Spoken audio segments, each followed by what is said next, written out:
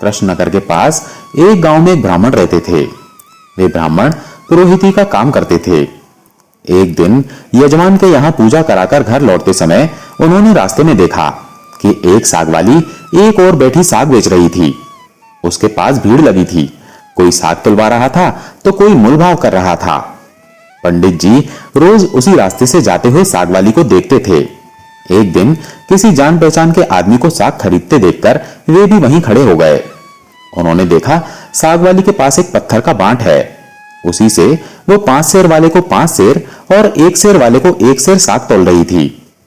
एक ही बांट सब तौलों में समान काम दे रहा था। पंडित जी को यह देखकर बड़ा ही आश्चर्य हुआ। उन्होंने साग वाली से पूछा, तुम इस एक ही पत्थर के बांट से कैसे सबको तौल देती हो? क्या सबका वजन ठीक बैठता है? वहीं खड़े पंडित जी के परिचित व्यक्ति ने कहा, हाँ पंडित जी, ये बड़े अचरज की बात है। हम लोगों ने कई बार इससे लिए हुए साग को दूसरी जगह तौलकर आजमाया, पूरा वजन सही सही उतरा। पंडित जी ने कुछ रुककर साग वाली से कहा, बेटी ये पत्थर मुझे दोगी? साग वाली बोली, नहीं बाबा जी, ये मैं तुम्हें नहीं दूंगी। मैंने बड़ी कठिनाई से इसको पाया है। मेरे सेर बटखेरे खो जाते तो घर जाने पर माँ और बड़े भाई मुझे मारते थे। 3 वर्ष पहले की बात है, मेरे बटखरे खो गए। मैं घर गई तो बड़े भाई ने मुझे मारा। मैं रोती रोती घाट पर आकर बैठ गई और मनी मन भगवान को पुकारने लगी। इतने में ही मेरे पैर के पास ये पत्थर लगा।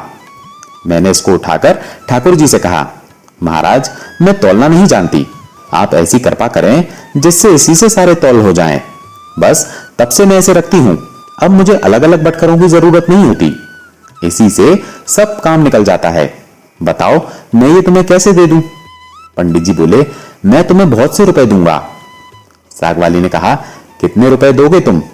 मुझे वृंदावन का खर्च दोगे? सब लोग वृंदावन गए हैं, मैं ही नहीं जा सकी हूं। ब्राह्मण ने पूछा, कितने रुपए में काम होगा? साग वाली ने कहा, पूरे 300 रुपए चाहिए। ब्राह्मण बोले, अच्छा बेटी ये तो बताओ तुम इस शिला को रखती कहां हो? साग वाली ने कहा, इसी टोकरी में रखती हूं बाबा जी, और कहां रखूंगी? ब्राह्मण घर लौट आए और चुपचाप बैठे रहे। ब्राह्मणी ने पति से पूछा, आज आप यूं उदास क्यों बैठे हैं? ब्राह्मण ने कहा, आज मेरा मन खराब हो रहा है, मुझे 300 रुपए की जरूरत है। ब्राह्मण की पत्नी ने कहा, इसमें कौन सी बड़ी बात है, आपने ही तो मेरे गहने बनवाए थे। विशेष जरूरत हो तो लीजिए, इन्हें ले जाइए, होना होगा तो फिर हो जाएगा। इतना कहकर ब्राह्मणी ने गहने उतार दिए। ब्राह्मण ने गहने बेचकर रुपए इकट्ठे किए और दूसरे दिन सुबह साग वाली के पास जाकर उसे रुपए दिए और बदले में उस शिला को ले लिया। गंगा जी पर जाकर उसको अच्छी तरह धोया और फिर नहा धोकर वे घर लौट आए। इधर पीछे से एक छोटा सा सुकुमार बालक जाकर ब्राह्मणी से कह गया, पंडिताइन जी तुम्हारे घर ठाकुर जी आ रहे हैं, घर को अच्छी तरह से झाड़ बुहार कर ठीक करो। ब्राह्मणी ने घर साफ करके उसमें पूजा की सामग्री सजा दी। ब्राह्मण ने आकर देखा तो उन्हें अचरज हुआ। ब्राह्मणी से पूछने पर उसने छोटे बालक के आकर कह जाने की बात सुनाई। ये सुनकर पंडित जी को और भी आश्चर्य हुआ। पंडित जी ने शिला को सिंहासन पर स्थापित कर उसकी पूजा की, फिर उसे ऊपर आले में पधरा दिया। पंडित जी को रात को सपने में भगवान ने कहा, तू मुझे जल्दी लौटा, नहीं तो तेरा भला नहीं होगा, सर्वनाश हो जाएगा। ब्राह्मण ने कहा, जो कुछ भी हो मैं तुमको नहीं लौटाऊंगा। ब्राह्मण को घर में जो कुछ भी पत्र पुष्प मिलता उसी से पूजा करने लगे। 2-4 दिनों के बाद भगवान ने स्वप्न में फिर कहा, मुझे फेंका, नहीं तो तेरा लड़का मर जाएगा। ब्राह्मण ने कहा, मर जाने दो, पर मैं तुम्हें नहीं फेंकूंगा। महीना पूरा बीत भी नहीं पाया था कि ब्राह्मण का एकमात्र पुत्र मृत्यु को प्राप्त हो गया। कुछ दिनों बाद फिर स्वप्न हुआ, अब भी मुझे वापस दिया, नहीं तो तेरी लड़की मर जाएगी। दृढ़ निश्चयी ब्राह्मण ने पहले वाला ही जवाब दिया। कुछ दिनों पश्चात लड़की भी मर गई। फिर कहा कि अब की बार स्त्री मर जाएगी। ब्राह्मण ने इसका भी वही उत्तर दिया। अब स्त्री भी मर गई। इतने पर भी ब्राह्मण अचल अटल रहा। लोगों ने समझा ये पागल हो गया है। कुछ दिन बीतने पर स्वप्न में फिर कहा गया, देख अब भी मान जा, मुझे लौटा दे, नहीं तो 7 दिनों में तेरे सिर पर बिजली गिरेगी। ब्राह्मण बोले, गिरने दो, मैंने तुम्हें उस साग वाली की गंदी टोकरी में नहीं रखने का प्रण कर रखा है। ब्राह्मण ने एक मोटे से कपड़े में लपेटकर भगवान को अपने सर पर मजबूती से बांध लिया। वे हर समय उन्हें यूं ही बांधे रहते। कड़कड़ाकर बिजली कौनती, नजदीक आती पर लौट जाती। अब 3 ही दिन शेष रह गए। एक दिन ब्राह्मण गंगा जी के घाट पर संध्या पूजा कर रहे थे कि 2 सुंदर बालक उनके पास आकर जल में कूदे। उनमें एक सांवला था और दूसरा गोरा। उनके शरीर पर कीचड़ लिपटा था। वे इस ढंग से कूदे कि जल उछलकर ब्राह्मण के शरीर पर पड़ा। ब्राह्मण ने कहा, तुम लोग कौन हो भैया? कहीं इस तरह जल में कूदा जाता है? देखो मेरे शरीर पर जल पड़ गया। इतना ही नहीं, मेरे भगवान पर भी छींटे पड़ गए। देखते नहीं, मैं पूजा कर रहा था। बालकों ने कहा, ओहो, तुम्हारे भगवान पर भी छींटे लग गए क्या? हमने देखा नहीं बाबा, तुम गुस्सा ना होना। पंडित जी ने कहा, नहीं भैया, गुस्सा कहां हो रहा हूं। बताओ तो तुम किसके लड़के हो? ऐसा सुंदर रूप तो मैंने कभी नहीं देखा। कहां रहते हो भैया? कैसी अमृत घोली मीठी बोली है। बालकों ने कहा, बाबा हम तो यहीं रहते हैं। पंडित जी बोले, भैया क्या फिर कभी मैं तुम लोगों को देख सकूंगा?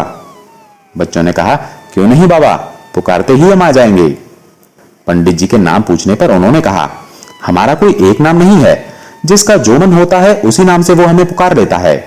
सांवले लड़के ने पंडित जी को एक मुरली देते हुए कहा, ये लो मुरली, जरूरत हो तब इसे बजाना, बजाते ही हम लोग आ जाएंगे। दूसरे गोरे लड़के ने एक फूल देकर पंडित जी से कहा, बाबा इस फूल को अपने पास रखना, तुम्हारा सदा मंगल होगा। वे जब तक वहां से चले नहीं गए, ब्राह्मण उनकी ओर आंखें लगाए देखते रहे। मन ही मन सोचने लगे, आहा कितने सुंदर हैं दोनों, क्या फिर कभी इनके दर्शन होंगे? ब्राह्मण ने फूल देखकर सोचा, फूल तो बहुत बढ़िया है, कैसी मनोहर गंध आ रही है इसमें, पर मैं इसका क्या करूंगा और रखूंगा भी कहां? इससे अच्छा है राजा को ही दे आऊं। पंडित जी ने जाकर फूल राजा को दिया। राजा बहुत प्रसन्न हुए। उन्होंने उसे महल में ले जाकर बड़ी रानी को दिया। इतने में ही छोटी रानी ने आकर कहा, मुझे भी एक ऐसा ही फूल मंगवा दो, नहीं तो मैं डूब मरूंगी। राजा दरबार में आए और सिपाहियों को उसी समय पंडित जी को खोजने भेजा। सिपाहियों ने ढूंढते ढूंढते जाकर देखा, ब्राह्मण देवता सिर पर शिला बांधे पेड़ की छाया में बैठे गुनगुना रहे थे। वे उनको राजा के पास लेवा लाए। राजा ने कहा, महाराज वैसा ही एक फूल और चाहिए। राजन, मेरे पास तो वो एक ही फूल था, पर देखिए चेष्टा करता हूं। ब्राह्मण उन लड़कों की खोज में निकल पड़े। अकस्मात उन्हें मुरली वाली बात याद आ गई। उन्होंने मुरली बजाई। उसी क्षण गौर श्याम जोड़ी प्रकट हो गई। ब्राह्मण रूप माधुरी के पान में मतवाले हो गए। कुछ देर बाद उन्होंने कहा, भैया वैसा एक फूल और चाहिए। मैंने तुम्हारा दिया हुआ फूल राजा को दिया था, राजा ने वैसा ही एक फूल और मांगा है। गोरे बालक ने कहा, फूल तो हमारे पास नहीं है, परंतु हम तुम्हें एक ऐसी जगह ले जाएंगे जहां वैसे फूलों का बगीचा खिला है, तुम आंखें बंद करो। ब्राह्मण ने आंखें मूंद ली। बच्चे उनका हाथ पकड़कर ना मालूम किस रास्ते से बात ही बात में कहां ले गए। एक जगह पहुंचकर ब्राह्मण ने आंखें खोली तो देखकर मुग्ध हो गए। बड़ा सुंदर स्थान था। चारों ओर सुंदर सुंदर वृक्ष लता आदि पुष्पों की मधुर गंध से सुशोभित थी। बगीचे के बीच में एक बड़ा मनोहर महल था। ब्राह्मण ने देखा तो वे बालक गायब थे। वे साहस करके आगे बढ़े। महल के अंदर जाकर देखा तो सब ओर से सुसज्जित बड़ा सुरमय स्थान था। बीच में एक दिव्य रत्नों का सिंहासन था और सिंहासन खाली था। पंडित जी ने उस स्थान को मंदिर समझकर प्रणाम किया। उनके माथे पर बंधी हुई ठाकुर जी की शिला खुलकर नीचे गिर गई। जो ही पंडित जी ने उसे उठाने को हाथ बढ़ाया कि शिला फटी और उसमें से भगवान लक्ष्मी नारायण प्रकट होकर सिंहासन पर विराजमान हो गए। भगवान नारायण ने मुस्कुराते हुए ब्राह्मण से कहा, हमने तुमको कितने दुख दिए, परंतु तुम अटल रहे। दुख पाने पर भी तुमने हमें छोड़ा नहीं, पकड़े ही रहे। इसीलिए हम तुम्हें सशरीर यहाँ ले आए हैं। जो भक्त स्त्री पुत्र घर गुरुजन प्राण धन इस लोक और परलोक को छोड़कर हमारी शरण में आ जाते हैं, भला उन्हें हम कैसे छोड़ सकते हैं। इधर देखो, ये खड़ी है तुम्हारी धर्मपत्नी, तुम्हारी कन्या और तुम्हारा पुत्र, ये भी मुझे प्रणाम कर रहे हैं। तुम सबको मेरी प्राप्ति हो गई। तुम्हारी एक की दृढ़ता से सारा परिवार मुक्त हो गया। दोस्तों, कैसी लगी आपको ये वीडियो कमेंट करके जरूर बताइएगा। अगर अच्छी लगी हो तो वीडियो को लाइक करके कमेंट में जय श्री कृष्णा जरूर लिखिएगा और ऐसी ही और वीडियोस के लिए इस चैनल को सब्सक्राइब जरूर कर लीजिएगा। जय श्री कृष्णा, जय श्री राधे।